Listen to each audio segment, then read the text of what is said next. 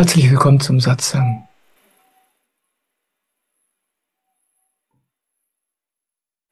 Schön, dass du da bist.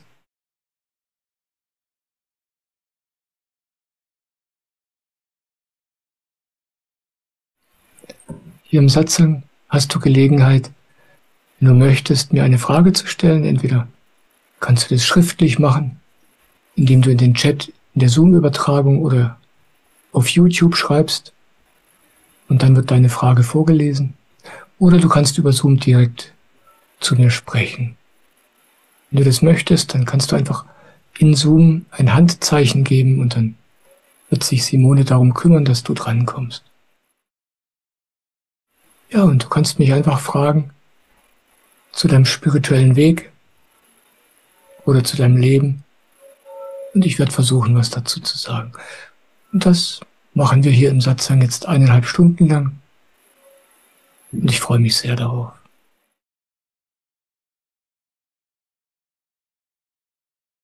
Simone, ich habe noch eine Frage vom letzten Mal übrig gelassen.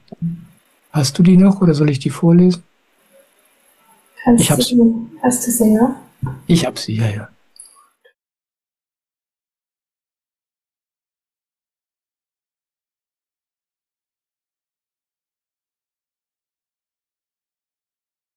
Die Frage war von Hiranyakashipu. Toller Name. Hi Michael, kannst du etwas zu Schuld und Vergebung sagen? Wie ist deine Betrachtungsweise? Und in diesem Zusammenhang würde ich auch gerne deine Sichtweise zu Karma und karmischen Verstrickungen hören.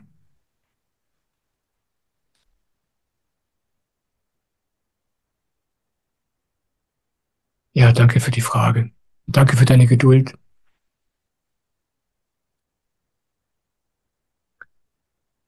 Schuld und Vergebung. Ich habe diese Frage im letzten Satz nicht beantwortet und gesagt, dafür brauche ich mehr Zeit. Wir hatten im letzten Satz nur noch ein paar Minuten übrig. Und da sprichst du das größte Thema der Menschheit an. Nicht umsonst geht damit die Menschheitsgeschichte in der Bibel los. Ja? Adam und Eva waren im Paradies und dann wurden sie aus dem Paradies geworfen, weil sie vom Baum der Frucht sie haben von dem Baum der Erkenntnis von Gut und Böse gegessen. Das heißt, sie wurden fähig zu bewerten. Das Ich, das Ego ist entstanden. Diese Funktion im menschlichen Gehirn, die bewertet.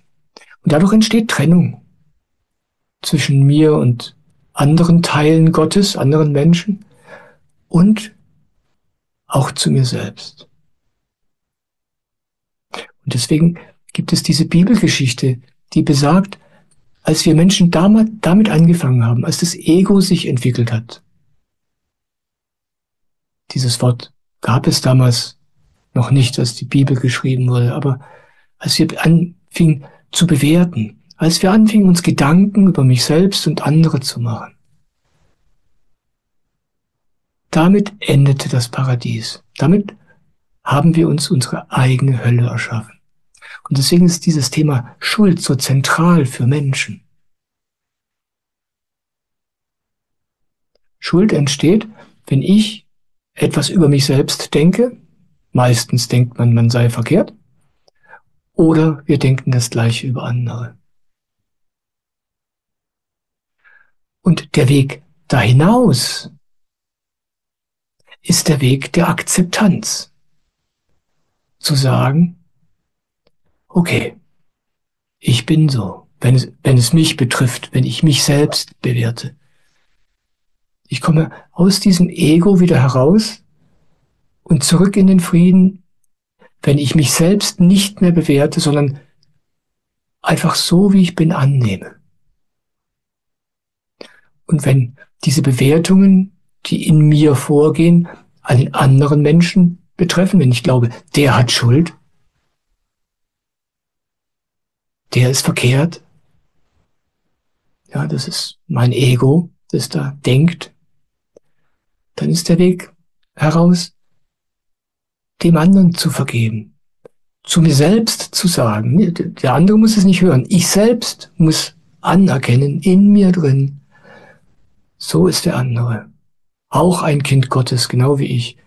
Er darf so sein, er ist so, auch wenn es mir nicht passt, auch wenn es mir weh tut. Das ist Schuld und Vergebung. Auf ganz grundlegender Ebene. Und es ist interessant, du fragst gleichzeitig nach Karma und karmischen Verstrickungen. Und das ist sicher kein Zufall, diese zwei Fragen gehören untrennbar zusammen. Karma ist das, was wir tun als Mensch, die Taten, die wir tun, wodurch Ego entsteht. Das heißt, immer, wenn ich etwas tue und ich glaube, ich habe das getan, ganz gleich, ob es gut ist oder schlecht, dann entsteht Ich-Gefühl, dann entsteht mehr Ego. Und immer wenn mehr Ego entsteht, wenn dieses Ich-Gefühl größer wird, muss ich später, meistens im nächsten Leben, irgendwie lernen zu erkennen, dass das mit mir überhaupt nichts zu tun hat. Dann erlebe ich ganz ähnliche Situationen noch einmal und habe dann Gelegenheit zu erkennen, das bin gar nicht ich, das hat mit mir gar nichts zu tun.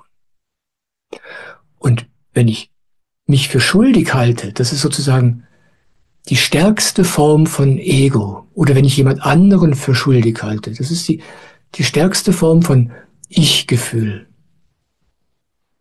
Das erzeugt Karma. Und wenn ich sage, das erzeugt Karma, dann heißt das ganz einfach, das verstärkt dieses Ich-Gefühl ganz ungemein. Und dadurch habe ich später die Aufgabe, das wieder aufzulösen, zu erkennen, dass das ein Irrtum war.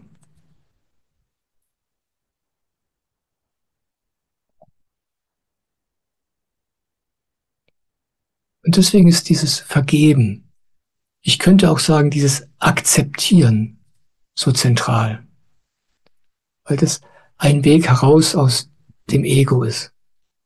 Zurück in den Frieden mit sich selbst und mit allem anderen, zurück ins Paradies.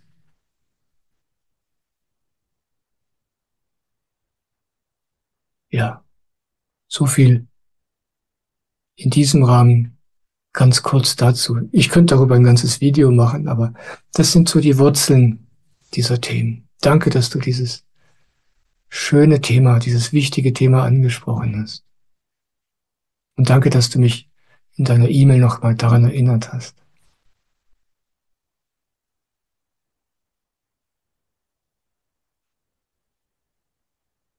So, Simone, wenn du magst, kannst du. Und wenn du was hast, dann kannst du gerne vorlesen. Ja, das mache ich gerne. Danke. Michaela Sosner. Hallo Michaela. Schön, dass du da bist. Sie schreibt, hallo Michael, jetzt ist es für mich an der Zeit, in das Gefühl zu kommen, was hinter einseitiger Kontakthaltung in Beziehungen steckt. Seit einem Jahr sitze ich am Morgen in Stille. Das tut gut. Das hat sie geschrieben. Ich habe die Frage irgendwie überhaupt nicht begriffen. Kannst du sie mir nochmal vorlesen? Das ist nicht direkt eine Frage, ich lese sie gerne nochmal vor. Ja, bitte. Hallo Michael, jetzt ist es für mich an der Zeit, in das Gefühl zu kommen, was hinter einseitiger Kontakthaltung in Beziehungen steckt. Seit einem Jahr sitze ich am Morgen in Stille. Das tut gut. Ich verstehe leider nicht, was du mit einseitiger Kontakthaltung meinst. Ich bitte dich, einfach noch einen Satz oder zwei dazu zu schreiben. Und dann sage ich sehr, sehr gerne was dazu. Ich möchte dich nicht missverstehen, weißt du. Lass dir Zeit, Simone liest die nächste Frage vor und dann bist du gleich die Nächste, wenn du geschrieben hast. Gut. Die nächste Frage kommt von Black. Hallo Black, grüß dich. Hallo Michael. Auf dem Weg des Bewussterwerdens meiner Gefühle und Gedanken wird mir klar, wie gestört ich bin und wie gestört ich mit anderen umgehe. Allerdings wird mir noch mehr klar, wie gestört die Gesellschaft ist. Es kommt mir so vor, als gäbe es keine Hoffnung für diese stumpfe Gesellschaft, die ihren eigenen Kinder zwingt, aus ihrer Bewusstheit zu ihresgleichen zu erziehen. Aus ihrer Unbewusstheit zu ihresgleichen zu erziehen. Das macht mich traurig, wütend und isolierend. Solche Treffen wie diese jetzt lassen mich ein Stück weit wieder normal fühlen. Kannst du was dazu sagen? Danke. Oh, so gerne.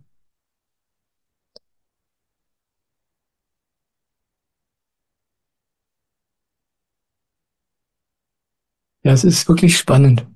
Es ist genauso, wie du sagst, wenn man den spirituellen Weg beginnt, wenn man beginnt, sich selbst kennenzulernen, wenn man beginnt zu meditieren. Das Erste, was man beginnt kennenzulernen, das ist man selbst. Du hast es wirklich treffend ausgedrückt. Man lernt zum ersten Mal sich selbst kennen und man sieht, wie verrückt man ist, wie seltsam, wie verkorkst.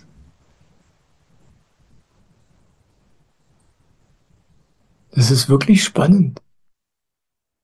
Und dann damit Freundschaft schließen. Damit, wie ich bin.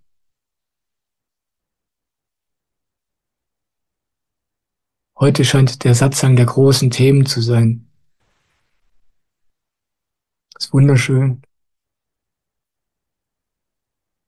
Und das ist alles, was du wissen brauchst. Ja? Wie komme ich mit mir selbst in Frieden? Das ist die Baustelle.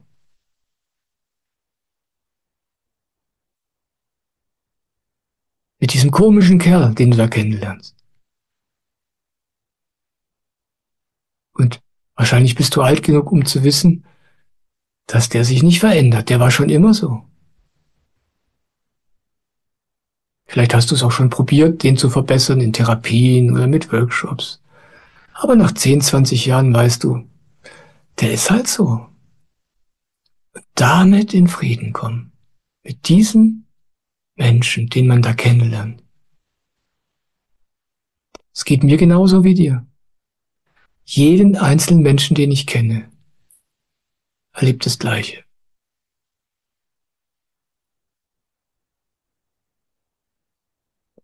Und du sagst, dass du dann siehst, dass die Gesellschaft noch verkorkster ist. Und dass es dich traurig macht, dass da immer noch mehr neue verkorkste Menschen produziert werden. Nun, es stimmt nicht ganz, was du da sagst. Die Gesellschaft ist nicht verkorkster als du. Die Gesellschaft ist genauso verkorkst wie du. Genau so. Nur hundertfache, ja, 100-mal du, 1000-mal du, millionenfach du. Jeder einzelne Mensch da draußen ist wie du.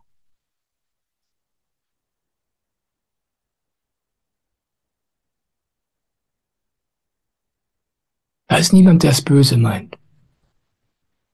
Die sind alle einfach genauso wie du. Das steht in der Bibel, ja, das sagte Jesus. Die Sünden der Väter werden an die Söhne weitergegeben.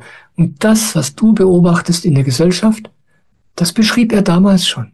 Er sagt, so wie du bist, so werden deine Kinder sein. Deine Kinder werden nicht so sein, wie du ihnen sagst, dass sie sein sollen. Alles, was du sagst, ist für die Katz.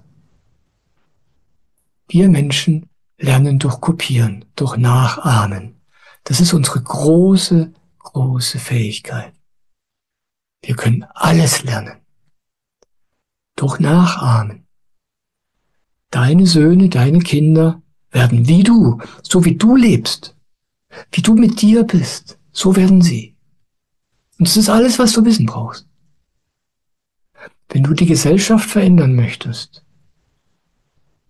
komm du in Frieden mit dir selbst. Wenn deine Kinder dich erleben, wie du, so wie du bist, als realer Mensch, nicht als idealer Mensch, als realer Mensch, so wie du bist, obwohl du so bist, in Frieden kommst, dann werden sie es auch können. Ohne dass du predigst, ohne dass du groß was sagst. Sie lernen es einfach, weil du so bist. Und dann werden deren Kinder noch mehr in Frieden kommen. Und so weiter. Kümmere dich also überhaupt nicht um die Gesellschaft. Die Gesellschaft ist einfach wie du. Wenn du dich veränderst, veränderst du damit die Gesellschaft. Und es ist der einzige Weg, wie sich irgendetwas ändert. Nur durch dich, durch dein Licht.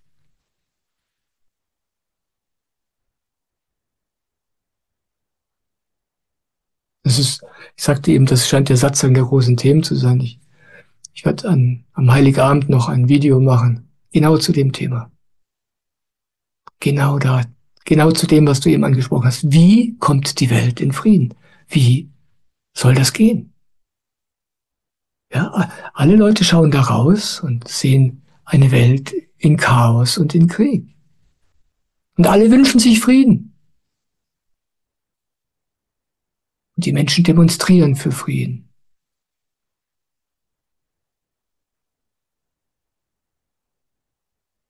Aber keiner weiß, wie es geht. Komm du mit dir selbst in Frieden. Swamiji, das ist der indische Guru, der die Samarpa-Meditation in die Gesellschaft bringt, der sagt, meditiere. Ja, komm in Frieden mit dir selbst. Nähere deine Seele. Werde zur Seele. Dadurch entzündest du dein Licht, deinen Frieden.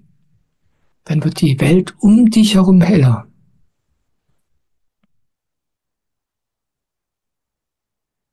Und das ist ansteckend. Dann schnappen andere Menschen diese Energie von dir auf und beginnen ebenfalls mit diesem Weg. Das ist die einzige Aufgabe und der einzige Weg, wie irgendwas verändert wird. Ja.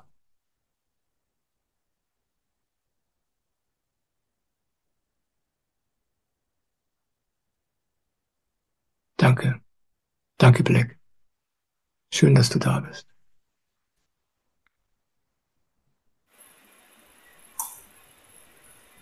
Michaela hat sich gemeldet, Michael. Ja, bitte. Ich lese von Beginn nochmal vor, gut? Ja, sehr gerne. Hallo Michael, jetzt ist es für mich an der Zeit, in das Gefühl zu kommen, was hinter einseitiger Kontakthaltung in Beziehungen steckt. Seit einem Jahr sitze ich am Morgen in Stille. Das tut gut.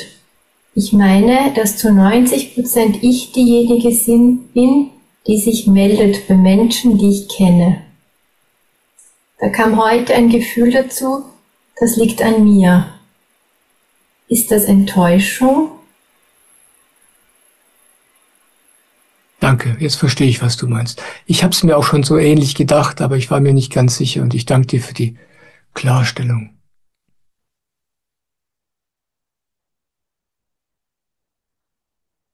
Nun ja, schau, es ist so,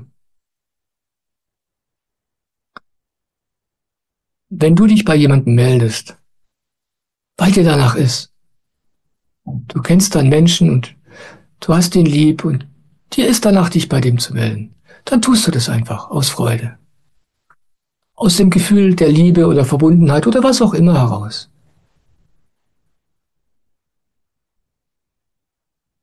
Aber dann kommt die Erwartung, jetzt soll der andere sich aber auch bei mir melden. Und das ist das, was dich plagt, diese Erwartung. Du kannst dich, wann immer du möchtest, bei den Menschen melden, bei denen du dich melden möchtest. Ob die sich bei dir melden oder nicht, das ist deren Angelegenheit. Aber sobald du erwartest, dass der andere das Gleiche tut wie du, wirst du enttäuscht werden. Es ist fast so, als würde diese innere Haltung, die man hat, unsichtbar an alle anderen Mitmenschen um einen herum übertragen. Die wissen davon auf unbewusster Ebene. Wir sind energetisch einfach miteinander verbunden, weißt du. Und das kennst du vielleicht von dir selbst auch. Wenn jemand was von dir erwartet, dann fällt es dir schwer, das zu geben oder zu tun, selbst wenn du es eigentlich wollen würdest. Erwartung ist was ganz Seltsames. Du hast recht. In gewisser Weise liegt es an dir.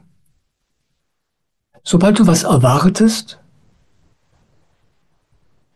bist du nicht mehr unschuldig. Diese Erwartung, diese mentale Haltung, jetzt sollte der andere aber auch was so tun, nimmt die Natürlichkeit, nimmt die Freude.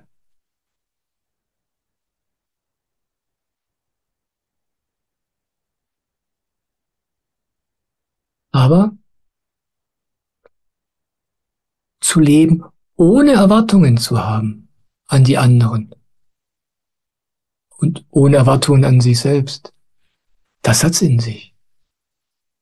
Denn hinter den Erwartungen steckt natürlich noch mehr. Ja, wenn du aufhörst zu erwarten, dass sich deine Freunde bei dir melden, dann wirst du wahrnehmen, was für Gefühle es sind, die dich das überhaupt erwarten lassen. Und da liegen die Hausaufgaben verborgen. Mit diesen Dingen Frieden zu schließen, die uns dazu bringen, diese Dinge überhaupt von anderen Menschen zu erwarten. Wenn aber jemand überhaupt nichts erwartet, dann macht alles Freude mit dem Menschen. Wenn du aufhörst, von deinen Freunden was zu erwarten, wenn du aufhörst, was von deinem Partner zu erwarten, dann wirst du feststellen, dass alles einfacher und leichter wird. Das setzt aber voraus, dass du deine Hausaufgaben machst. Das ist kein mentales Konzept, weißt du, das ist nichts, was man sich einreden kann. Ja, man kann nicht sagen, okay, ab heute erwarte ich nichts mehr. Du kannst dir bewusst werden, was da innerlich in dir vor sich geht. Und dann kannst du anfangen, damit aufzuhören. Und dann wirst du fühlen, was es ist, was dich das überhaupt tun lässt. Und damit Frieden zu schließen. Mit diesen Dingen in dir drin. Damit im Reinen zu sein. Damit verschwinden dann die Erwartungen. Was das ist in dir drin, was für Gefühle das sind, das wirst du entdecken. Aber die Hausaufgaben, die sind immer die gleichen. Ganz gleich, was für Gefühle du da entdeckst. Es geht immer darum, Ja zu dir zu sagen, so wie du bist. Bei mir war es so, als ich diese Reise, diese Entdeckungsreise in mich selbst hinein begonnen habe vor einigen Jahrzehnten, da habe ich zum Beispiel bemerkt, ich kann nicht alleine sein. Ich kann einfach nicht alleine sein. Und ich habe alles getan, um nicht allein zu sein. Ich lebte immer in Beziehungen und ich habe immer alles getan, dass Leute mich mögen. Und ich konnte nicht alleine sein. Und dann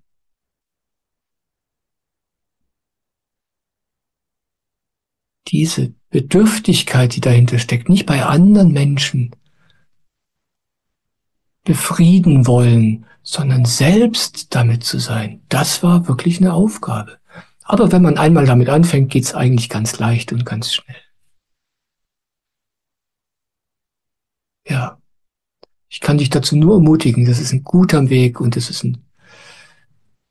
alles wird sich für dich ändern, wenn du anfängst, damit Frieden zu schließen. Und dann wirst du dieses Problem mit diesen einseitigen Kontakterfahrungen nicht mehr haben. Einfach weil du gar nichts mehr erwartest. Du bemerkst gar nicht mehr, dass das irgendwas Einseitiges ist. Du hast einfach Kontakt, wenn dir danach ist, wenn nicht, dann nicht. Und vielleicht hast du dann 2 Jahre später wieder Lust, dich bei den Menschen zu melden und bemerkst, oh, der hat sich ja nie bei mir gemeldet. Aber es macht dir nichts aus. So ist es für mich.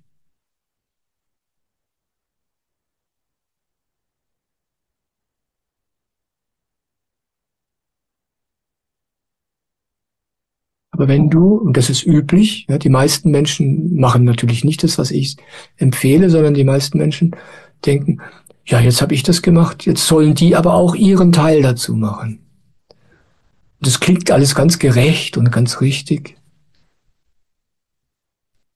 aber es funktioniert nicht. Es nützt nichts. Es macht es nur noch schlimmer. Ich danke dir, dass du dich gemeldet hast. Vielen Dank. Ich freue mich, dass du da bist.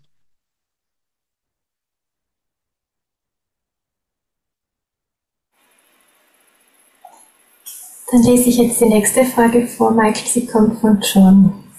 Hallo John, schön, dass du da bist. Ich freue mich. Bei der Samapan-Meditation gehe ich immer wieder ins Kronenchakra, also dem Nichtdenken. Wenn Gedanken aufkommen, soll ich nicht darauf eingehen, also immer wieder zum Kronenchakra zurückkehren, die Probleme und Sorgen mal 30 Minuten loszulassen am Tag. Zum Thema Ego, kann man dieses wirklich komplett loslassen oder geht es gar nicht? Bildet sich dann nicht automatisch wieder eine neue oder andere Persönlichkeit? Ich möchte mein Ego verkleinern oder ablegen, wenn das möglich sein sollte. Ich habe intrusive, penetrante Gedanken und merke, dass ich mit meinen Gedanken identifiziert bin. Wie ich mich desinfizieren kann von meinen Gedanken, würde mich interessieren.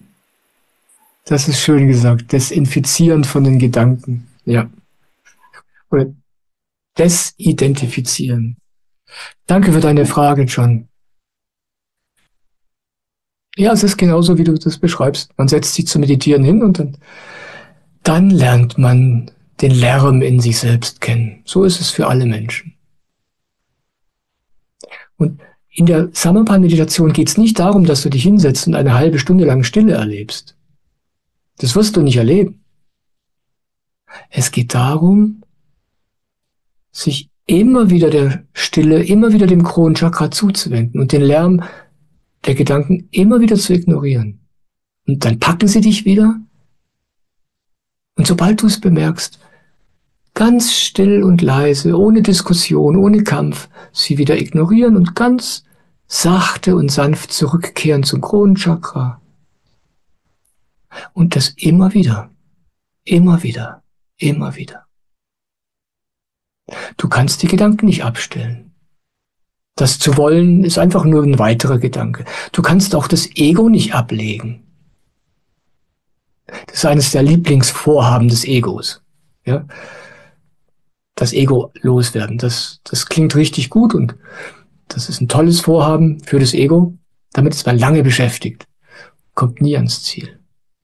Das Einzige, was du tun kannst, ist, diese Gedanken ignorieren und in Frieden kommen mit dir, so wie du bist. Mit Gedanken, mit Ego. Du kannst nichts an deinem Ego verändern. Nichts. Du kannst nichts an deinen Gedanken verändern. Und wenn du es versuchst, machst du beides nur schlimmer. Dann gibst du dem Energie, Bedeutung, Wichtigkeit. Vergiss das, denk nicht drüber nach. Spiel einfach meditieren. Ganz unernst. Setz dich hin und meditiere und dann geht der Alarm los und dann ignorierst du den und gehst da wieder hoch. So als ginge es um nichts. Kämpf nicht um irgendwas. Versuch nicht Stille zu erreichen. Einfach immer wieder dieses einfache Spiel. Ah, ein Gedanke kommt? Okay. Ignorieren, zurückkehren. Und wenn du das machst mit dieser Gleichmut, ohne Ziel, ohne Verbissenheit, ohne dass man das ernst und wichtig nimmt, dann ganz erstaunlich schnell wird's friedlich. Das ist das Einzige, was du tun kannst. Der Rest geschieht nur von selbst. Deswegen sage ich auch immer wieder so gern, das ist ein ganz natürlicher Prozess, als würdest du durch diese einfache Übung, die man in der Samatha-Meditation macht, eine Pflanze pflegen, gießen, düngen. Und die wächst ganz, ganz langsam. Swamiji, der die Samatha-Meditation in die Gesellschaft bringt, hat ein wunderbares Bild dafür verwendet. Er sprach von diesem Samen, ja, dieses kleine Samenkorn. Und dieses Samenkorn weiß überhaupt nicht, wie es wachsen soll. Es weiß überhaupt nicht, es ist umgeben von diesen vielen riesigen Steinen und weiß überhaupt nicht, wie es jemals ans Licht kommen soll. Und es weiß nicht, was es mit diesen Steinen tun soll. Es kann die Steine nicht beiseite schieben, es ist viel zu schwach, viel zu klein. Und so ist es mit uns, mit unseren Gedanken und mit dem Ego. Wir können überhaupt nichts dagegen tun. Aber dann fragt dieses Samenkorn einen riesigen Baum, der direkt neben dem Samenkorn gewachsen war, um Rat über die Wurzeln. Ja? Und sagt, ey, was soll ich tun? Ich will auch so groß werden wie du, aber ich kann nicht. Ich habe hier diese Steine um mich rum. Ja, die Gedanken, das Ego. Was soll ich nur tun? Und der Baum flüstert dem Samen zu, ach, mach dir keine Sorgen. Ja, alles ist gut. Und der Same beruhigt sich und fängt irgendwie an zu wachsen. Es weiß immer noch nicht, was es mit den Steinen tun soll. Hat keine Ahnung, aber irgendwie fängt er an zu wachsen. Und der große Baum beruhigt ihn immer wieder und sagt, alles ist okay, mach dir keine Gedanken. Und so wächst der Same ein kleines bisschen weiter, immer weiter und immer weiter. Die Steine sind immer noch da. An denen hat sich nichts verändert. Und dann wird dieser kleine Same ein Pflänzchen. Das Pflänzchen wird immer größer, wächst um diese Steine rum, kümmert sich gar nicht mehr darum. Und irgendwann ist aus diesem kleinen Samen ein großer Baum geworden. Die Steine sind immer noch da. Aber der Samen ist immer größer gewachsen. Dieses Bäumchen ist immer größer geworden. Und im Vergleich zu den Steinen, die diesem winzigen Samenkorn anfangs so riesig und so bedrohlich vorgekommen waren, ja, im Vergleich zu diesem Baum sind die Steine nichts, vollkommen bedeutungslos. Und die Moral, die Bedeutung dieser Geschichte ist folgende. Kümmere dich nicht um das, was dich plagt. Du kannst es nicht verändern. Du kannst deine Gedanken nicht verändern. Du kannst dein Ego nicht verändern. Stattdessen nähre dein Samenkorn. Meditiere. Dadurch, ohne dass du das merkst, beginnst du zu wachsen. Du wirst, ohne dass du das merkst, allmählich immer größer, immer kräftiger. Deine Seele in dir wächst. Du bekommst eine ganz neue innere Kraft. Und das machst du ein paar Jahre. Und nach ein paar Jahren merkst du, ja, dann hörst du andere Leute über Gedanken reden und über Ego und dann erinnerst du dich, ah ja, seltsam, ich habe immer noch Gedanken. Ja, ich habe immer noch ein Ego, aber ich bemerke es eigentlich kaum noch. Es macht mir gar nichts mehr aus. Swamiji wurde mal gefragt, genau diese Frage, die du hattest, wie kann man das wegmachen, diese Sachen? Und dann hat Swamiji ein Bild gemalt, er hat gesagt, okay, er hat auf dem Blatt Papier einen Strich gemalt und sagt, dieser Strich, wie kannst du diesen Strich kleiner machen, ohne den Strich zu verändern? Es gibt nur einen Weg, diesen Strich kleiner zu machen, ohne ihn zu verändern. Du nimmst den Stift und malst einen zweiten Strich neben den ersten. Und diesen zweiten Strich, den malst du länger, viel länger, immer noch länger und noch länger. Und je länger dieser zweite Strich wird, desto kleiner wird der erste. Das ist die Geschichte von diesem Samenkorn und den Steinen. Das ist die Geschichte von dir und deinem Ego und den Gedanken. Und wenn du meditierst, wenn du ganz geduldig und stur immer wieder zum Kronchakra zurückkommst, immer wieder die Steine ignorierst, dein Ego, die Gedanken, immer wieder ignorierst, und das muss man üben, dann wächst was in dir. Und das, was dich heute plagt, was dir heute als enormes Hindernis erscheint, wird in einigen Jahren für dich völlig bedeutungslos sein. Das Gleiche gilt für andere Hindernisse in deinem Leben, wo du heute denkst, so kann ich nicht leben, ich komme so nicht weiter. Wie soll das gehen? Und dann wird deine Seele stärker, deine Aura wird stärker und all diese Dinge werden völlig bedeutungslos, ohne dass sie sich verändert haben. Das ist der Weg. Danke für deine Frage.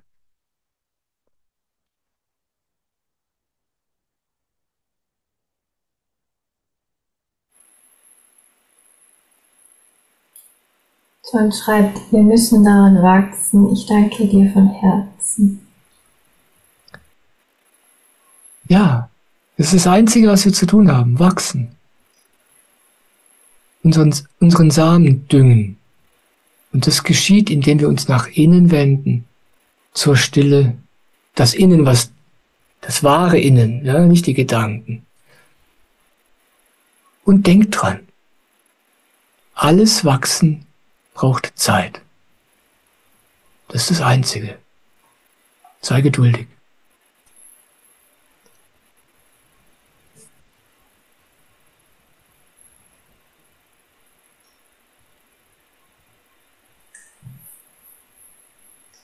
Irania Kashipo hat eine Frage an dich. Ja, bitte. Hi Michael, kannst du etwas zu Ohnmacht sagen? Wie ist deine Erfahrung damit? Danke.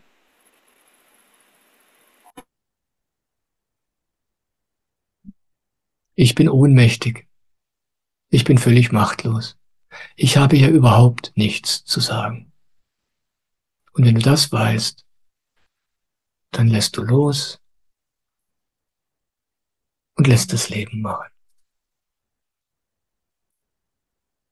Und wenn du das nicht wissen willst, wenn du das nicht glauben möchtest, dann probierst du es selber zu machen. Es geht dann eine Weile gut. Aber das Leben hat so seine Arten und Weisen, jedem einzelnen Menschen beizubringen, dass er in Wirklichkeit vollkommen ohnmächtig ist. Und dass alles Wichtige und Richtige von selbst geschieht. Und zu dieser Einsicht und zu dieser Weisheit zwingt uns das Leben. Dazu ist es da. Dazu sind wir hier. Und das Ego mag das, die Ohnmacht natürlich überhaupt nicht. Das Ego glaubt, es kann alles. Das Ego glaubt, es sollte auch alles können.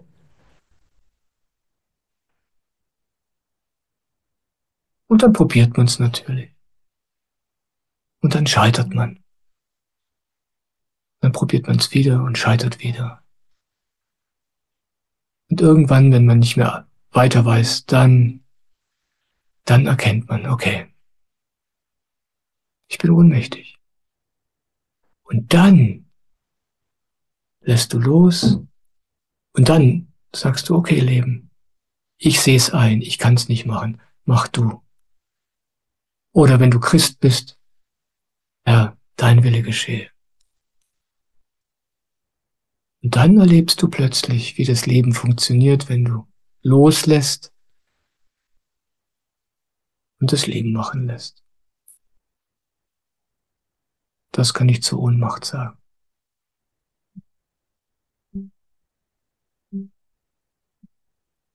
Danke für deine Frage. Ich würde gerne noch eine Frage vorlesen, die ich hier habe, weil die zu dem passt, was John vorhin gefragt hat.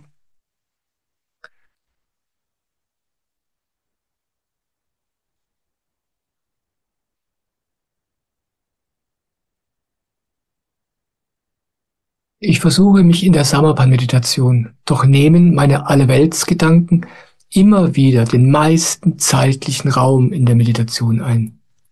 Daher die Frage, wie fühlt es sich an, im Kronenchakra zu sein? Wann weiß oder spüre ich, dort angekommen zu sein? Nachdem ich diese 3 Kreise mit der Hand auf dem Scheitel gemacht habe, verliert sich bei mir ganz schnell das Gefühl für das dort oben. Hörst du meine Ungeduld? Ich habe keine Ahnung, wie oft dir diese Frage schon gestellt wurde, doch brauche ich wohl hier deine Antwort. Ich möchte gern diese Frage hier anschließen an das, was ich vorhin gesagt habe, weil es einfach so ist und weil man es immer wieder hören muss.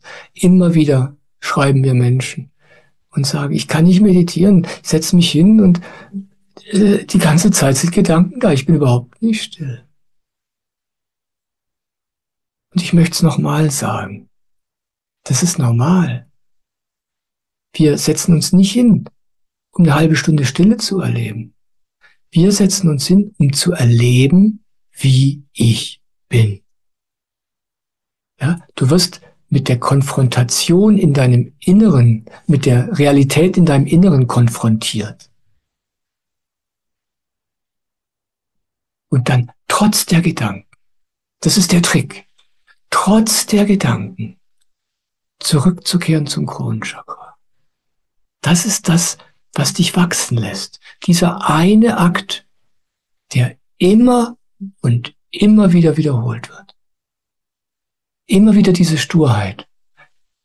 Ja, du wirst abgelenkt durch die Gedanken. Und sobald du es bemerkst, ganz friedlich und heimlich und still zurückzukehren zum Kronenchakra, das lässt deine Seele wachsen. Unweigerlich.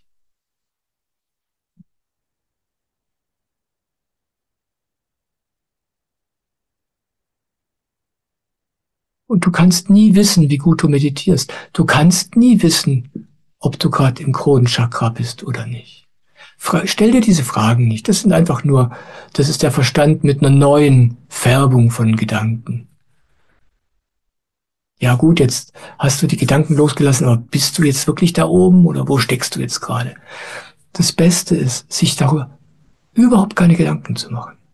Swamiji hat immer ganz tolle praktische Ratschläge. Und der sagt, denk nicht drüber nach, wie gut deine Meditation ist. Er sagt, wie gut deine Meditation ist, das ist seine Aufgabe. Das ist seine Verantwortung, die von Swamiji. Ja, der hat die Meditation gebracht, der hat sie dir eingebrockt, der muss sich jetzt drum kümmern, dass das alles funktioniert. Du bist dafür nicht verantwortlich. Mit anderen Worten, es liegt nicht in deiner Kontrolle, es liegt nicht in deiner Macht. Du machst einfach diese einfache Übung und ansonsten brauchst du dir überhaupt gar keine Gedanken machen. Bin ich jetzt im Kronenchakra? Bin ich jetzt nicht im Kronenchakra? Du gehst mit deiner Aufmerksamkeit in diese Richtung, so gut du eben kannst. So mache ich das. Und du wirst feststellen, wenn du das tust, je entspannter du damit bist, je gleichgültiger dir diese ganzen Fragen sind, desto mehr spürst du, dass du dort bist. Ja, je unschuldiger du bist, je weniger du dir darüber Gedanken machst, desto mehr passiert das im Kronenchakra ruhen fast wie von selbst. Das ist ganz paradox. Wenn man es will, wenn man es überprüfen will und wenn man es genau wissen will, dann geht's gar nicht. Denn dann ist man in Gedanken. Deswegen dieser wundervolle Ratschlag von Swamiji. Überlass ihm das. Weiß einfach, wisse einfach, er kümmert sich drum. Ja? Gott kümmert sich drum. Es gibt doch dieses wunderschöne Sprichwort oder diese Geschichte, wenn der Mensch einen Schritt auf Gott zumacht, eilt ihm Gott 99 Schritte entgegen. Ich mag das. Wir können nicht zu Gott gehen. Wir können nirgendwo hingehen. Wir sind völlig ohnmächtig. Ja? Aber allein der Wille, allein dieses ganz unschuldige Versuchen reicht. Der ganze Rest geschieht von selbst.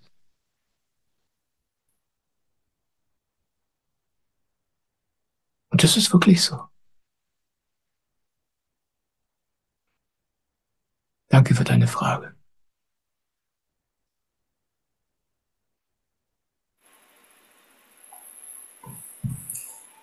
Lieber Michael, ich habe noch einige Fragen, die ich gerne vorlesen möchte.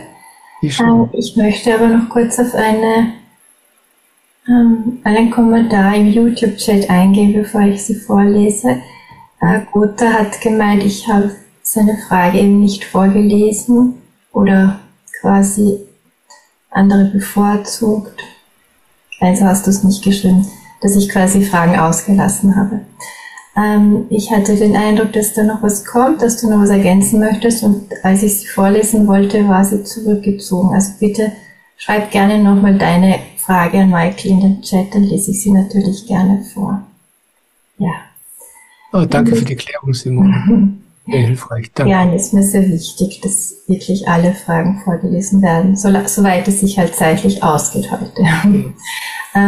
Micha Schneider fragt: Lieber Michael, Swamiji empfiehlt täglich 30 Minuten zu meditieren und nicht länger. Weshalb sollte man nicht auch länger als 30 Minuten in Hingabe meditieren, wenn es sich gut und hilfreich anfühlt? Herzlichen Dank und alles Liebe, Micha. Hallo Micha, danke für diese tolle Frage. Ja, dazu sage ich sehr gerne was. Zu Beginn meiner Antwort möchte ich dir gerne kurz was erzählen, was ich mit Swamiji selbst erlebt habe. Ich war mit ihm in einem Retreat und er gab einen Diskurs, und am Ende des Diskurses meditierten wir alle zusammen. Und es war einfach toll. Ja, ich weiß nicht, 300 Leute waren wir in diesem großen Zelt und Swamiji saß vorne vor uns und wir meditierten zusammen. Es war unbeschreiblich. Und dann war die halbe Stunde vorbei. Und diese vielen hundert Menschen lagen alle da, völlig ausgeblisst. Die wollten da am liebsten noch ewig weiter sitzen und da drin schwelgen. Und weißt du, was Swamiji gemacht hat? Der hat in die Hände geklatscht. Er hat gesagt: Los, aufstehen jetzt. Weiter geht's. Ja, an die Arbeit.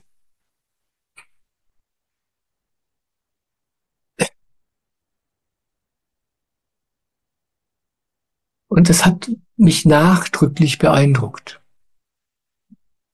Ich habe später was mit mir selbst erlebt. Das möchte ich dir auch noch erzählen. Ich begann die Samabha-Meditation mit dieser halben Stunde. Und dann nach einer Weile, ich weiß nicht, nach 1-2 Jahren wurde das immer besser und immer schöner. Und dann begann ich länger zu meditieren, weil es so schön war. Ich habe dann teilweise 1 Stunde meditiert.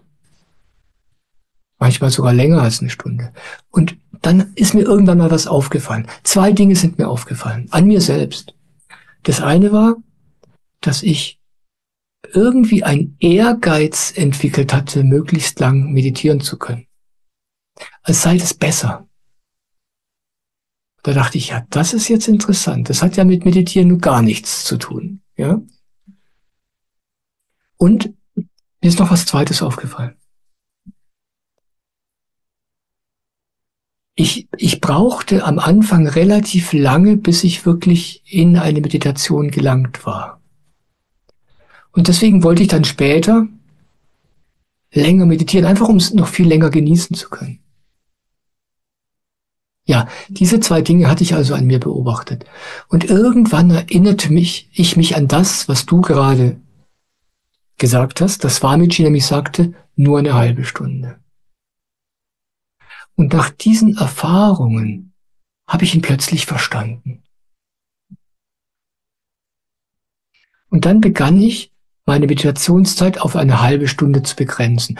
Ich stelle mir keinen Wecker, aber man hat es ja irgendwann im Gefühl, sobald ich das Gefühl habe, die halbe Stunde ist vorbei, dann schlage ich die Augen auf und check und dann sind es meistens so 32, 33 Minuten und dann höre ich auf.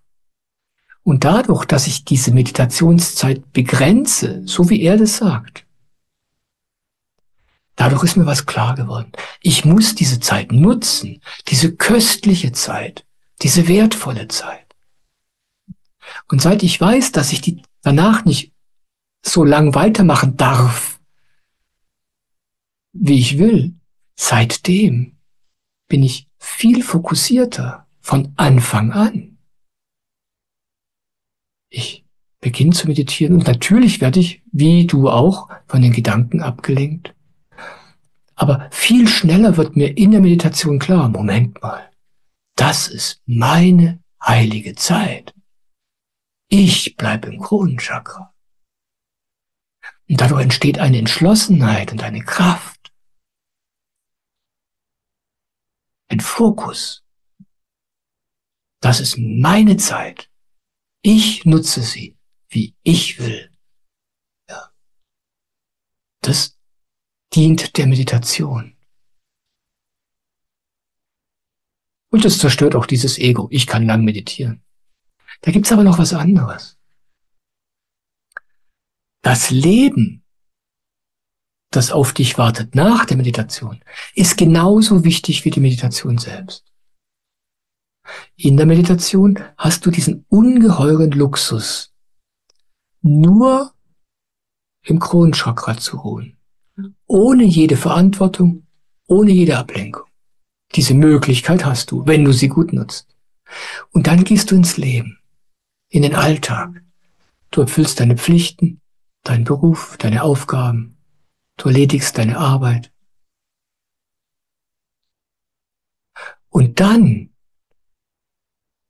im Alltag, in der Tätigkeit, dort meditativ zu bleiben, dort bei dir zu bleiben, dort immer wieder zu dir und ins Kronenchakra zurückzukehren. Das ist die Übung, die du dann 23,5 Stunden am Tag machen kannst. Und die macht dich stark. Das ist das, was dich dann wirklich wachsen lässt. Eine halbe Stunde am Morgen als Erinnerung, als Startzündung. Aber dann, das, was dich wirklich reif und groß werden lässt, das ist das Leben selbst. Das ist kein Zufall, dass wir hier in diesem Leben sind. Es ist kein Zufall, dass du es schwierig hast und auf Herausforderungen stößt und auf schwierige Situationen und auf Ablenkungen und auf Verführungen. Das ist das, woran du dann wirklich wächst. Und diese zwei Dinge zusammen, die halbe Stunde Meditation am Morgen, sodass du mit dieser Ausrichtung nach innen den Tag beginnst und dann die restlichen 23,5 Stunden da draußen im Leben. Das ist das, was dich weiterbringt. So erlebe ich das.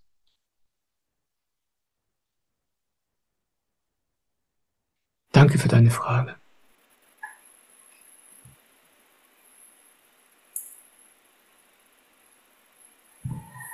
Franziska schreibt. Hallo Franziska, schön, dass du da bist. Hallo lieber Michael, ich freue mich heute mal live dabei zu sein. Ich habe eine Frage, die mich momentan sehr beschäftigt. Das Thema Geld verdienen. Ich bin 27 Jahre alt und plane nach 2 Jahren gemeinsamer Weltreise mit meinem Partner nächstes Jahr sesshaft zu werden. Wir möchten zusammenziehen und ich merke, wie sehr ich mir einen festen Standort wünsche. Allerdings wird das mit einer Wohnung, einem Auto, das mir für meine Unabhängigkeit und Freiheit sehr wichtig ist, und all den damit verbundenen Kosten nicht gerade günstig. Ich schätze, ich müsste mindestens 20 Stunden pro Woche arbeiten, wahrscheinlich sogar mehr, um mir diesen Lebensstil leisten zu können. Meiner Erfahrung nach ist es so, sobald ich längere Zeit dieselbe Arbeit mache und mich dazu gezwungen fühle, sei es Arbeit oder auch beim Studieren, baue ich innerlich so viel Widerstand auf, dass ich irgendwann komplett zusammenbreche. Ich fühle mich dann so ausgelaugt, dass ich nur noch im Bett liegen und jegliche Verantwortung abgeben möchte. So viele Stunden meiner Zeit nur für Geld zu investieren, fühlt sich so falsch an. Ich habe seit Jahren versucht herauszufinden, welche Arbeit mich wirklich erfüllt, die ich nicht das Gefühl habe, meine Zeit zu verschwenden. Aber bisher finde ich keine Antwort darauf. Kannst du mir dazu etwas sagen? Danke. Vielen Dank. Ich liebe diese praktischen Fragen aus dem Leben. Vielen, vielen Dank.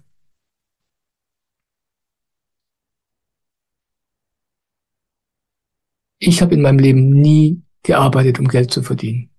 Ich weiß nicht wieso. Ich hatte einfach Glück, glaube ich. Ich habe einfach das gemacht, was ich gemacht habe, und ich hatte damit Freude. Und irgendwie habe ich damit Geld verdient.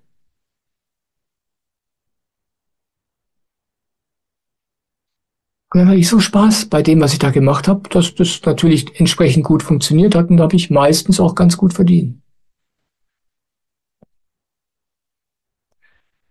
Aber ich glaube nicht, dass das dein Problem ist.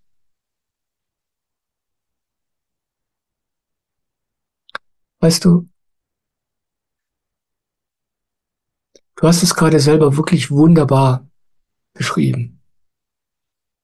Du machst irgendeine Tätigkeit und dann baut sich in dir dieser Widerstand auf. Ja, das taugt mir nicht, das kann es ja wohl nicht sein. Und der Widerstand wird immer größer und irgendwann kannst du gar nichts mehr machen, du liegst nur noch im Bett. Und dieser Widerstand, der wird dein Leben komplett sabotieren. Der wird alles zum Stillstand bringen. Es gibt zwei Arten zu leben.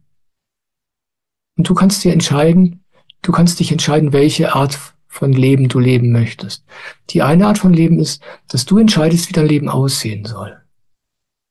Und dann kämpfst du dafür, dass dein Leben so wird, wie du dir das vorstellst. Dass du eine Wohnung hast, die dir gefällt, ein Auto, dass du natürlich trotzdem unglaublich viel Zeit für dich hast. All solche Sachen, die man sich so ausdenkt.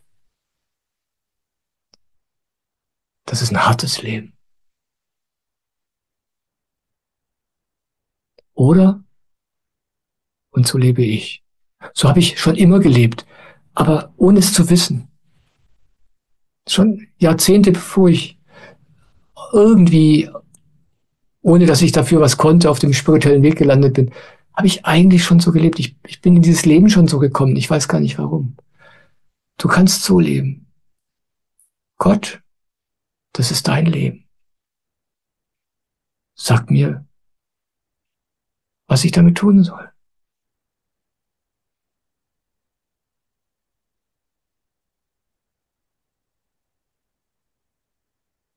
Dann wirst du erleben, wie Gott möchte, dass du lebst.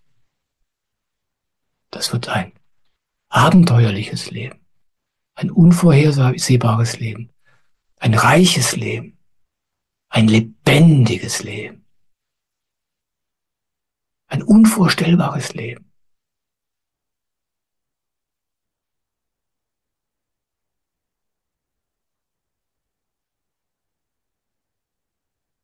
Dann kommst du an nach deiner Reise und irgendwas wird sich ergeben. Du weißt gar nicht wie. Und dann sagst du einfach ja. Irgendeine Arbeit, an die du noch nie gedacht hast, wird sich auftun. Und du sagst, ah, schau an. Das will Gott. Okay, dann mache ich das jetzt. So gut ich kann. Mit so viel Freude und Enthusiasmus, wie ich nur kann.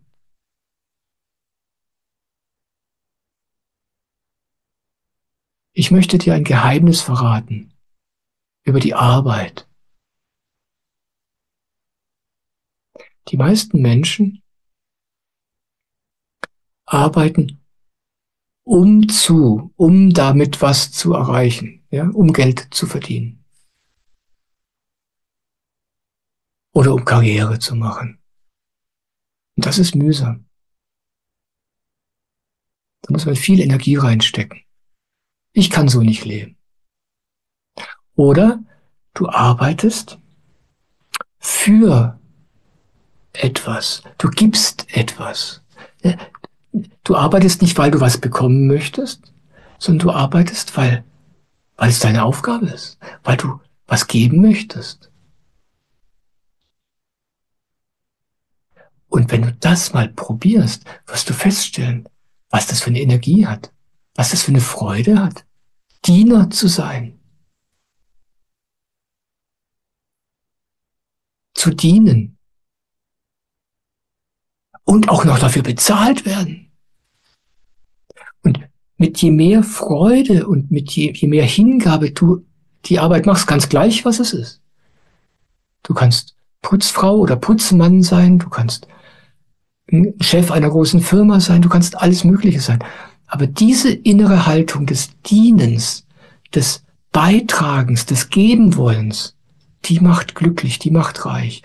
Und ich verrate dir, wenn du so arbeitest, wenn du so lebst, gibt dir das Energie, es gibt dir Freude und du wirst Erfolg haben. Du wirst Geld verdienen. Die Leute werden sich um dich reißen.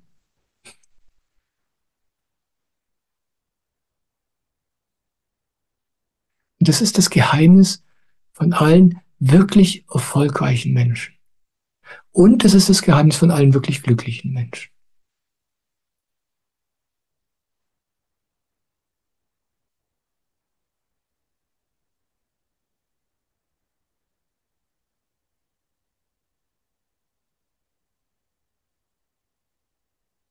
Also leg dein Leben in Gottes Hand, oder wenn du mit dem Wort Gott nichts anfangen kannst,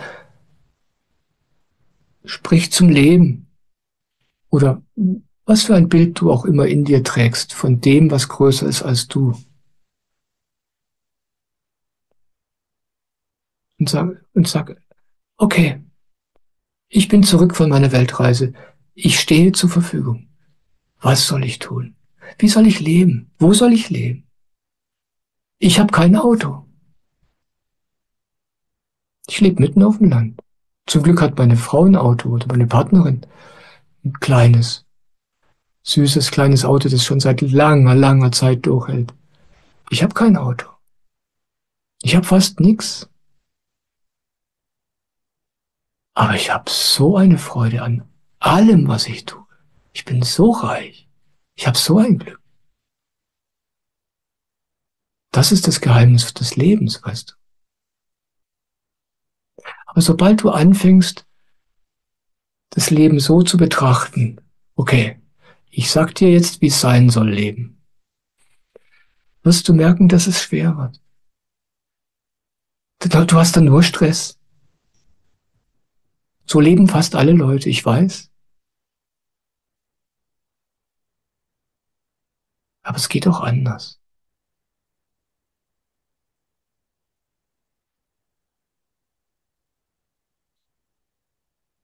Soham, ein spiritueller Meister, hat mal was zu mir zu eben diesem Thema gesagt. Ich glaube, er hat es nicht zu mir gesagt. Doch, er hat es zu mir gesagt. Ich erinnere mich jetzt wieder. Ich erinnere mich jetzt gerade auch an den Kontext.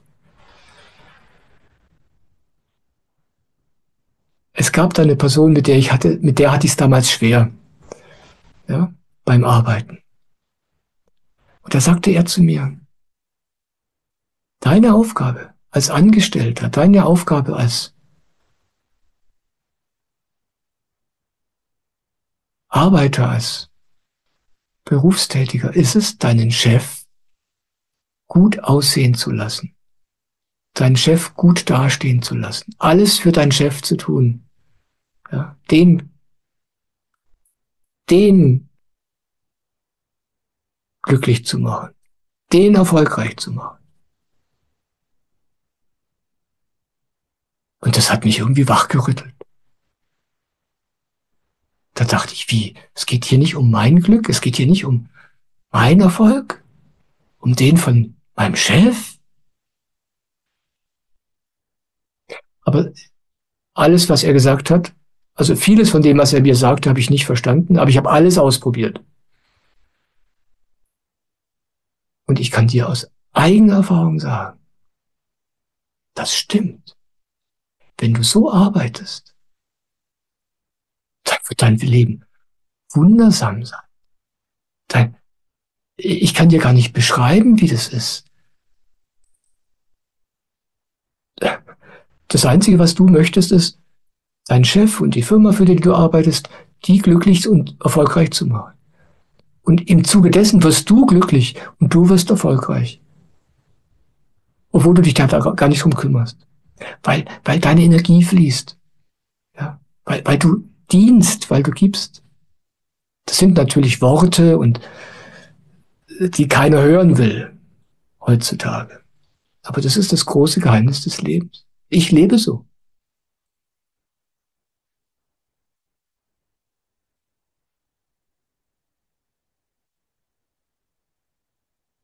Und wenn du das mal ausprobierst, kannst du ja mal einen A-B-Test machen. Ja? Im Marketing macht man A-B-Tests. Man probiert eine Werbekampagne aus, die macht man so, und eine andere, die macht man so, und dann vergleicht man die Ergebnisse, wie gut das funktioniert. Das nennt man A-B-Test. Und du kannst das in deinem Leben machen. Ja, dann hast du irgendeinen Job, und da gehst du rein mit dieser Haltung: Ich will das jetzt so haben, wie ich mir das vorstelle, und ich kämpfe auch fürs richtige Gehalt, und ich zeige meinem Chef, wo es lang geht, und dass er mich so nicht behandeln kann, und der ganze Kram, mit dem sich alle Menschen rumschlagen. Und dann schaust du dir das mal ein Jahr an, und wie das so läuft, wie glücklich du bist und wie viel Freude das macht und wo es dich hinführt. Und dann suchst du dir einen anderen Job, und den gehst du mal so an, wie ich das gerade erzählt habe, und dienst einfach. Und dann schau nach, wie du dich fühlst. Schau, was du erlebst. Schau, wie glücklich du bist. Schau, wie dein Leben sich entfaltet. Schau, wie viel du bekommst. Und dann wirst du wissen, wovon ich spreche. Weißt du, ich habe studiert, ich bin Akademiker, ich bin Diplom-Ingenieur. Aber was ich in diesem Leben schon an Jobs gemacht habe, ich sag's dir, ich habe alles gemacht. Und das war so eine Freude. Und es hat mich auf die mysteriöseste Weise immer perfekt auf meinem Weg weitergebracht. Einmal war ich arbeitslos, weil ich einen Job gekündigt habe. Da konnte ich einfach nicht bleiben. Das war ganz klar. Das war Karma. Ich konnte da nicht bleiben. Ich musste da gehen. Ich wusste nicht, was ich tun soll. Es war wie nach deiner Weltreise. Ja? Du weißt nicht, was du tun sollst. Ich bin da ausgestiegen aus dieser Karriere, aus diesem Job, und ich hatte überhaupt keine Ahnung, was ich tun soll. Ich dachte, mich nimmt nie wieder jemand. Und dann das war ganz abgefahren. Ich hatte eine Freundin, und da, wo die lebte, im Hinterhof dieses Hauses, da hatte die Vermieterin einen riesigen Schuttberg liegen. Und dieser Schuttberg musste in einen Baucontainer vorne an der Straße. Das war im Hinterhof. Und es war Winter. Es war -10 Grad. Dieser große Schuttberg war gefroren. Und die brauchte jetzt jemand, der den Schutt von da hinten, so gefroren wie er war, nach vorne in den Container gesteckt hat. Ich dachte, ja, fein. Alles klar. Und ich fing an. Ich hatte eine Schaufel und eine Hacke und viel Zeit. Und es hat ewig gedauert. Es war eine harte Arbeit. Ich habe fast nichts bekommen, und ich war total glücklich. Und ich hatte nie ein Problem in meinem Leben, einen Job zu haben oder irgendwie zu Geld zu kommen. Ich hatte nie viel Geld, aber immer das, was ich brauchte. Bis heute. Wenn du bereit bist, Ja zum Leben zu sagen, ganz gleich, was das Leben dir bringt, dann wirst du dein blaues Wunder erleben. Ich sag's dir. Es ist meine Erfahrung. Ich habe es immer wieder erlebt, immer wieder. Und ich habe auch immer wieder andere Menschen um mich herum erlebt, die ganz klare Vorstellungen von ihrer Karriere hatten, von ihrem Leben, von ihrem Lebensstil. Viele davon waren erfolgreich, viele nicht. Aber allesamt waren sie gestresst, allesamt waren sie unglücklich. Deine Wahl. Ich weiß, was ich wähle. Und ich erzähle es dir so ausführlich, weil es meine persönliche Erfahrung ist. Immer wieder, immer wieder. Es lohnt sich, dem Leben zu vertrauen. Es lohnt sich, dem Leben zu dienen. Es lohnt sich. Das ist das, was dir alle Weisen sagen. So funktioniert das Leben. Ja. Danke für deine Frage. Jetzt hast du meine Leidenschaft entfacht. Ja.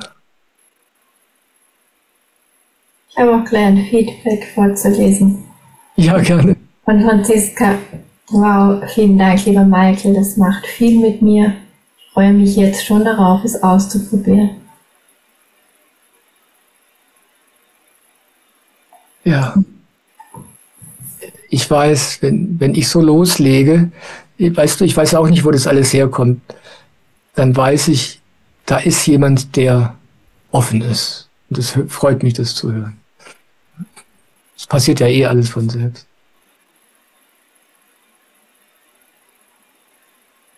Gut, ich lese weiter vor. Doris. Ja, hallo Doris. Ich freue mich, dass du da bist. Guten Abend. Eine Frage zum Thema Himmel und Hölle. Wie kann ich zum Beispiel großer Ungerechtigkeit, Leid, Qual, unter Anführungszeichen kampflos begegnen? Wie kann ich dazu Ja sagen? Das gelingt mir ganz und gar nicht. Zusatz, ich denke zum Beispiel an die Qualen der Tiere, die sie der Menschen wegen erleiden müssen. Danke, Doris.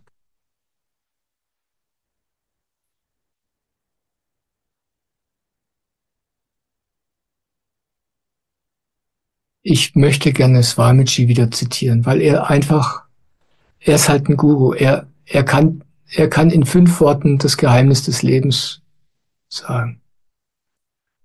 Und wenn ich dir zuhöre, dann fällt mir ein, was er zu diesem Thema gesagt hat. Er sagt, schau nicht, wie weit die Dunkelheit reicht. Du wirst ihr Ende nicht finden. Stattdessen entzünde du dein eigenes Licht. Dann wird die Welt um dich herum erhellt werden. Und deine Welt ist hell. Und dieses Licht ist ansteckend. So wird die Welt heller. Also nochmal, schau nicht, wie weit die Dunkelheit reicht. Du wirst ihr Ende nie erreichen. Kümmere dich nicht drum. Ich weiß, das geht gegen alles, was du weißt und was du sonst hörst. Es ist so. Jeden Tag, den du damit verbringst, gegen die Ungerechtigkeit zu kämpfen, ist ein Tag, den du verschwendest. Ein Tag, den du dafür benutzen könntest, dein Frieden, dein Licht zu nähren. Und das ist es, was die Welt verändert.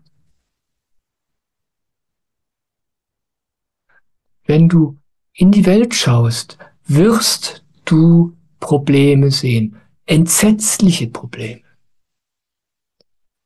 Wenn deine Augen nach Problemen suchen, wirst du sie finden. Immer, überall, ohne Ende. Aber wenn du dich dir selbst zuwendest und dein Licht entzündest, so drückt es Swamiji so poetisch aus, wenn du anfängst, deinen Frieden zu finden in dir, deine Seele wachsen zu lassen, ja, diese Lichtenergie in dir wachsen zu lassen, dein Licht zu entzünden, dein Frieden, dann wird es, ohne dass du davon was weißt, ohne dass du damit irgendwas tust, die Welt um dich herum verändern. Das heißt, es ist deine Verantwortung. Du musst es tun. Nicht indem du da rausschaust und denkst, wie schrecklich ist alles. Mach mit dem in dir Frieden.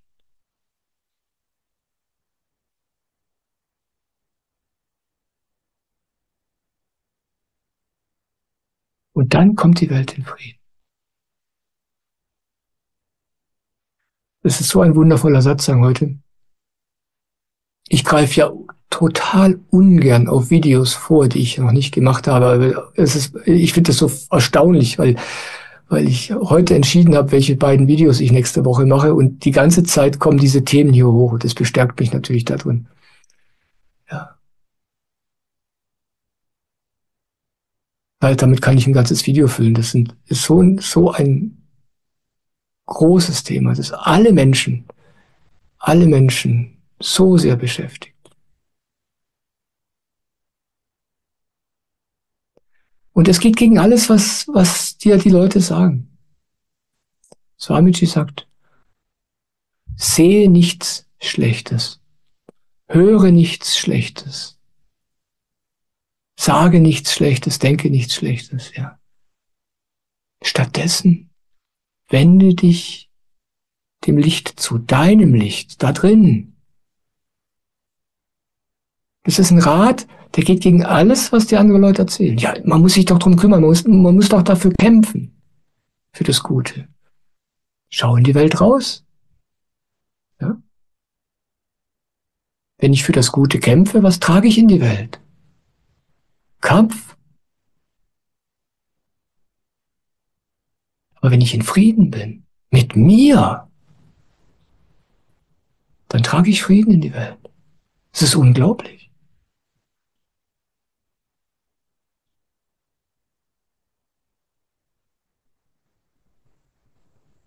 Deswegen ist es mein Rat, kämpfe für nichts.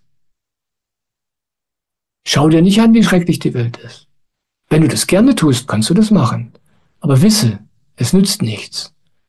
Es zerstört dich. Das ist das Einzige, was passiert. Stattdessen nähre deinen Samen, ja, deine Seele. Lass die wachsen. Beschütz die, gib dem Raum. Und wenn du das tust, dann wird dein Leben die Welt verändern. So ist es mit Jesus gewesen. Der hat das gemacht, radikal. Er hat sich um nichts in der Welt gekümmert. Er lebte in schrecklichen Zeiten, in einem besetzten Land, in einem unterdrückten Volk. Und die gebildeten Intellektuellen, die wollten kämpfen und Widerstand leisten. Er wollte davon nichts wissen. Er sagt immer nur, er hat ein Wille geschehe. Er hat sich hingegeben. Er hat Frieden gemacht mit sich selbst und mit allem, was mit ihm geschah. Und diese Energie, die spüren wir heute noch. Dieser Mensch ist heute noch das Symbol für Frieden in dieser Welt. Aber keiner macht's wie er. Alle wollen kämpfen. Er hat nicht gekämpft. Ja. Aber wie gesagt, ich glaube, da muss ich ein Video zu machen und ich freue mich jetzt schon drauf. Danke für deine wunderschöne Frage. Die inspiriert mich. Ich danke dir sehr.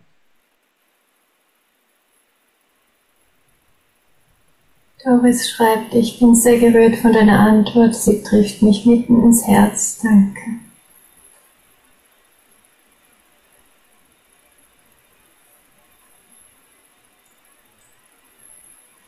Zwei Fragen habe ich noch, Michael.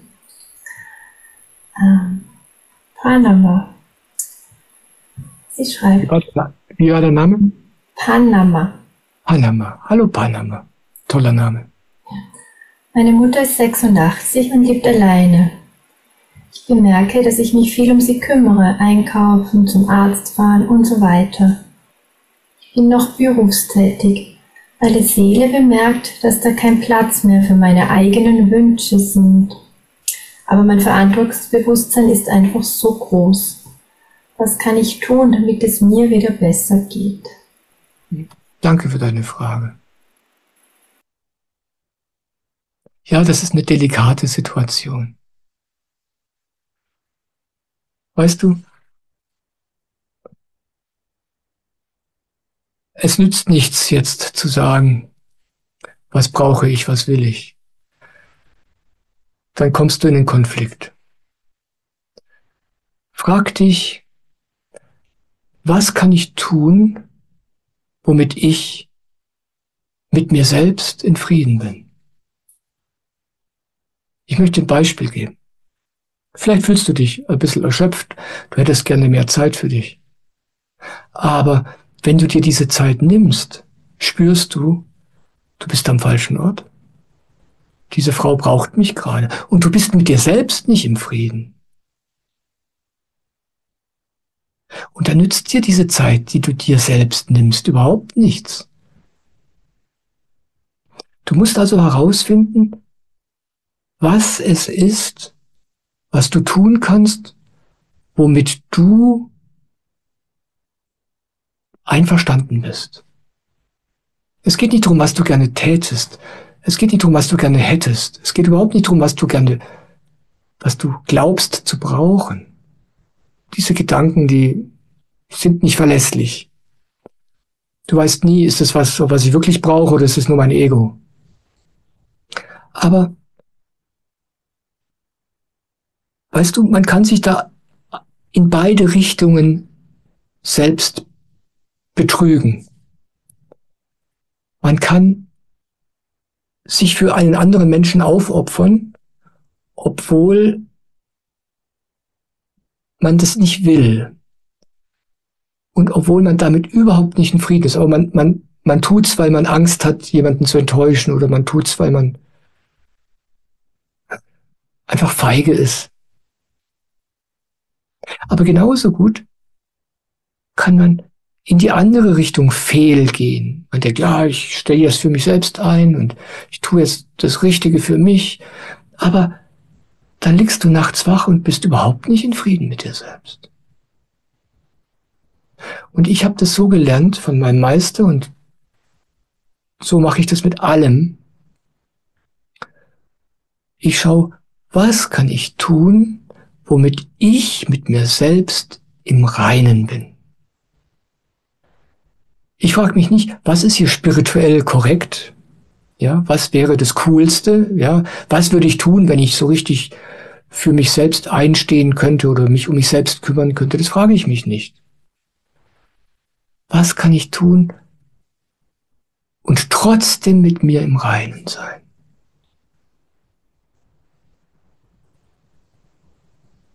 Mit mir im Frieden. Und das nehme ich als Richtschnur, und dann, wie das geschieht, kann ich dir nicht sagen. Irgendwie von selbst stellt sich ein Gleichgewicht ein zwischen dem, was ich tue für andere, und dem, was ich tue für mich selbst. Mein eigenes Gefühl, mein eigenes feines Gefühl von mit mir selbst im Reinen sein, das leitet mich.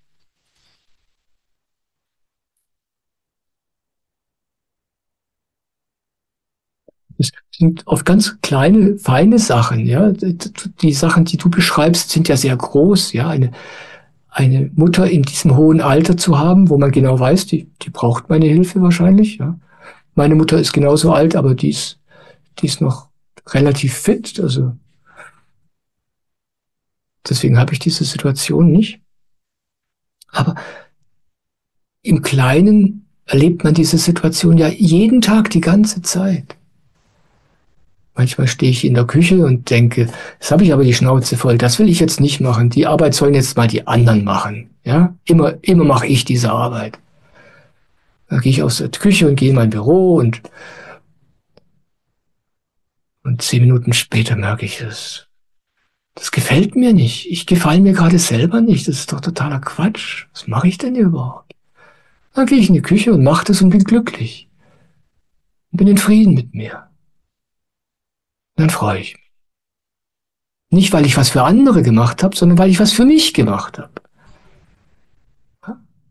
Indem ich was für andere getan habe, habe ich was für mich gemacht. Weil irgendwas in mir drin gesagt hat, das ist das Richtige. Und nur dem kann ich folgen. Dazu möchte ich dich gerne ermutigen.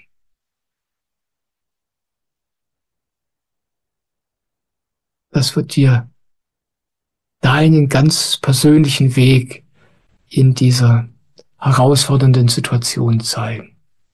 Versuch, keine Pläne zu machen, versuch nicht irgendein Konzept zu haben, was richtig wäre, ja, oder was jetzt notwendig wäre, oder was jetzt dran wäre, sondern lass dich von diesem feinen Gefühl in dir leiten.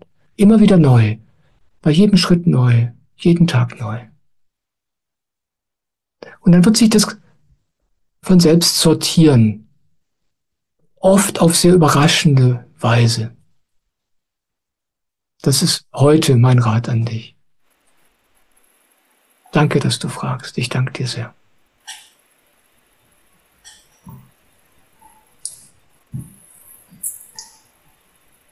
Und die letzte Frage ist von Soha. Von Soha. Hallo Soha. Lieber Michael, durch sein Verhalten hat mich mein Guru in einen Schockzustand versetzt. Seitdem löse ich mich von ihm.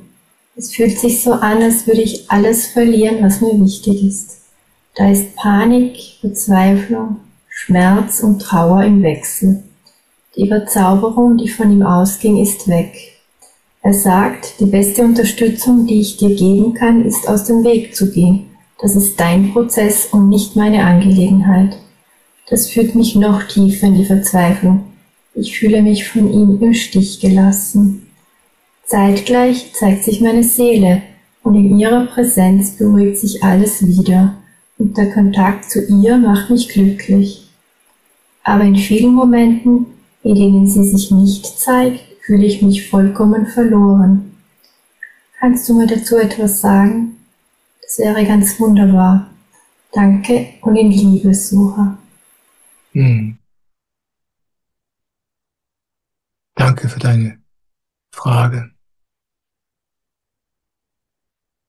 Ich sag sehr, sehr gerne was dazu. Ich weiß, wovon du sprichst. Ich habe es selbst erlebt. Mehr als einmal. Man hat das Gefühl, man verbrennt. Man hat das Gefühl, man stirbt. Man hat das Gefühl, alle Orientierung ist weg.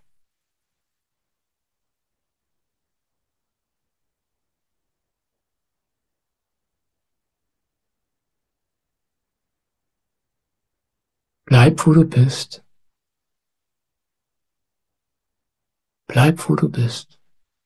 Sowohl im Leben als auch in dir mit diesem ganzen Feuer. Mit diesem Höllenfeuer.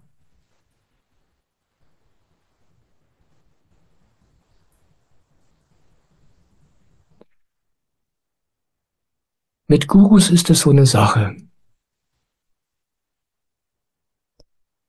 Ein Guru spricht die Wahrheit zu dir, aber du kannst sie nicht verstehen. Der Guru lebt viele Stockwerke höher. Der sieht Dinge, der erlebt Dinge, von denen du nichts weißt. Und was er sagt, kannst du deswegen nicht verstehen. Jetzt, heute nicht. Aber schon morgen vielleicht schon. Das ist meine persönliche Erfahrung. Deswegen ermutige ich dich dazu, bleib, wo du bist. Sowohl da draußen als auch da drin. Sei bereit zu verbrennen. Sei bereit, deine Gefühle anzunehmen, als ob sie für immer da sein werden. Denke über nichts nach. Schenke dir Zeit. Schenke dir viel Zeit damit, mit dem, was du jetzt gerade erlebst. Mit meinem Guru habe ich das zahllose Male erlebt. Jedes einzelne Mal habe ich erlebt, dass er recht hatte. Jedes einzelne Mal. Aber es hat manchmal lange gedauert, bis ich das erkannt habe.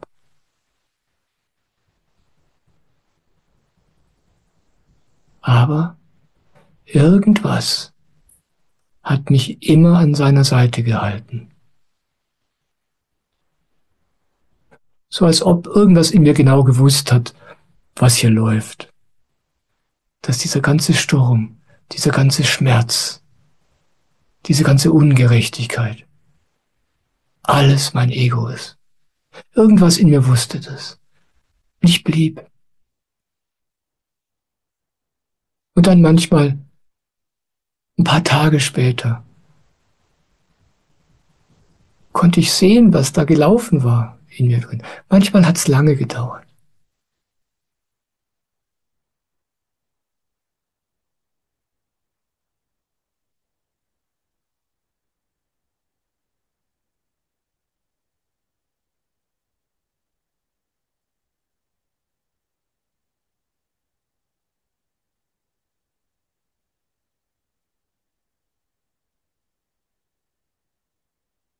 Ich sag nicht, dass du was tun sollst, was du nicht tun willst.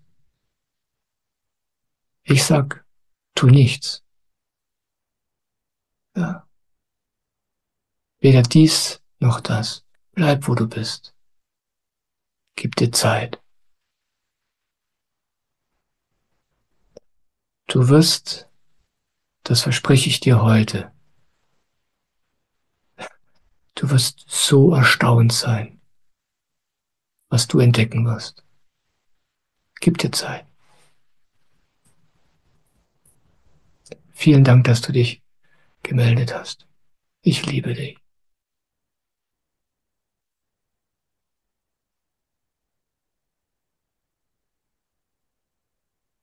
Ja, was für ein Satzang. Ich danke euch allen.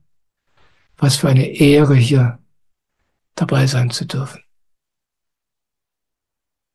Ich danke Devaseto und Jetzt TV für diese wunderbare Gelegenheit, hier Satzang geben zu dürfen.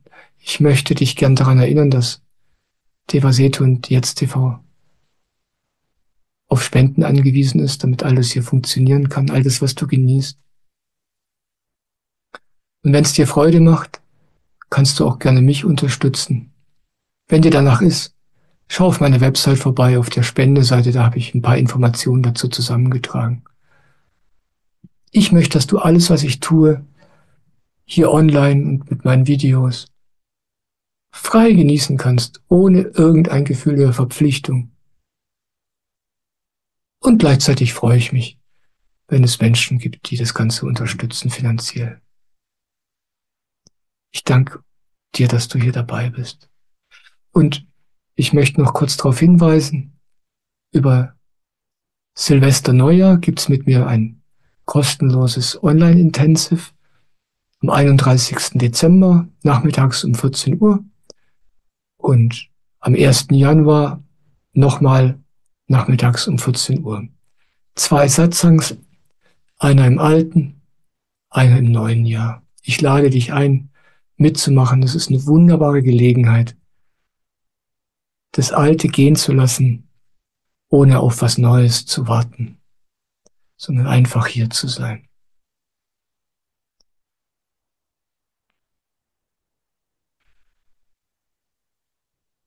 Danke, dass du hier bist. Danke. Ich liebe dich.